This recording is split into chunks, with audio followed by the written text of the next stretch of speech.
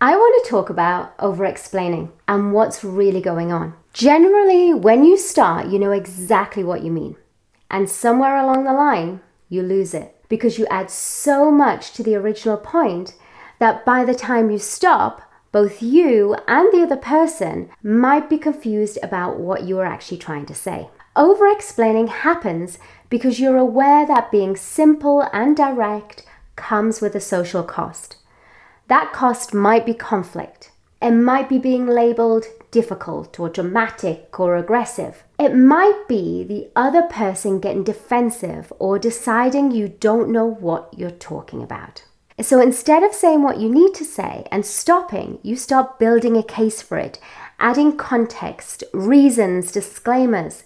What you're trying to do is prevent having to deal with whatever comes up from the other person after you've spoken. Hi, I'm Helen Innes and I help women over 40 stop holding back and start speaking up. This video is part of my series, Why You Hold Yourself Back from Speaking, where I explore the patterns that keep capable women quiet. Today, I'm going to talk about what is actually driving you to over-explain, why it often backfires, and what to do instead. When you over-explain, it's not that you actually have lots to say to make your point.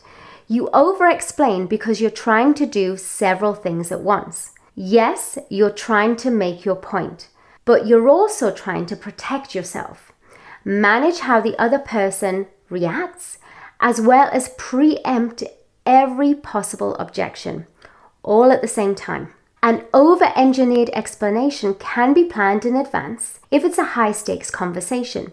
You try to account for any possible scenario before the other person has a chance to react. But more often, the over-explaining is a result of you adapting to the reactions of others in the room.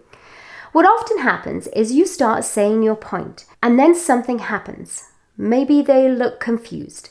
Maybe there's a pause that feels like it means something, or they interrupt, or they say why in a way that feels like a challenge rather than a question. And you feel the urge to explain, to steer the conversation back to somewhere safe. So you keep adding reasons, context, clarification. And the more you add, the harder it is to track whether you've fully made your real point. You're no longer doing one thing, you're doing 4 things at once, and the thread gets lost. The more pressure you feel, the more you explain.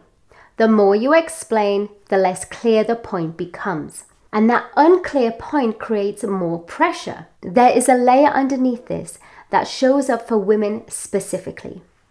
Many women learned early on that being reasonable is how you avoid backlash. If you stay calm, careful, fair, and logical, you're less likely to be dismissed or penalized. So when conversations feel risky, you lean harder into being reasonable. That's where preemptive disclaimers come from, by which I mean things like, I'm sorry, I just want to say, I don't want to be difficult, but maybe I'm overthinking this, but those lines are trying to protect you. They're trying to signal to the other person, I'm not a threat. The problem is they also signal something else. They give the other person permission to take you less seriously. So the strategy that's supposed to protect you ends up weakening what you were trying to say. We can also see this with boundaries. A clean boundary is simple.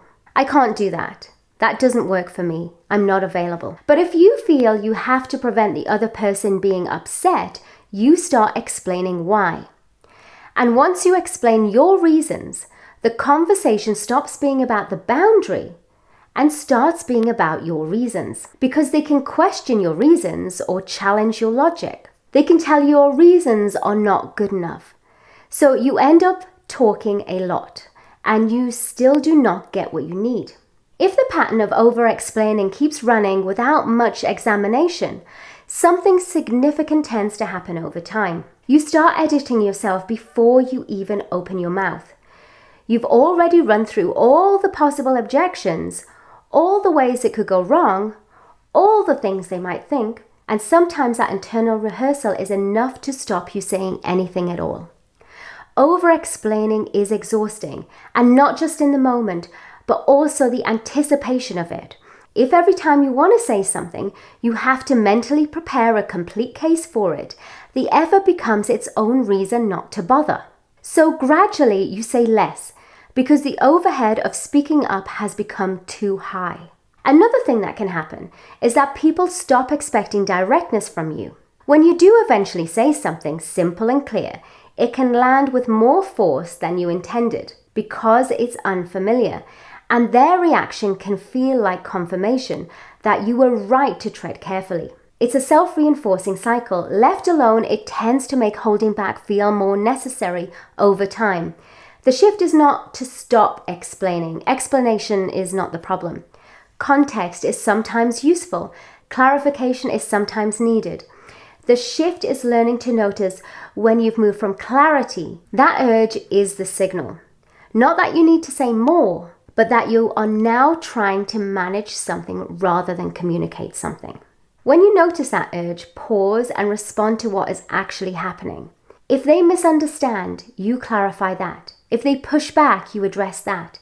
But you deal with what is actually there, rather than trying to preempt a conversation that has not happened yet. The deeper thing that tends to shift when women work on this is not just that they start speaking more clearly, it's that they become more willing to let the other person's reaction be the other person's reaction.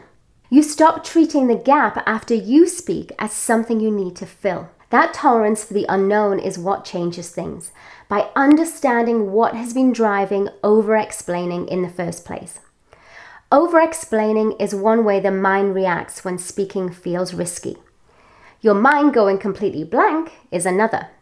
If you find yourself with a blank mind sometimes, check out my previous video to learn more about what's going on there.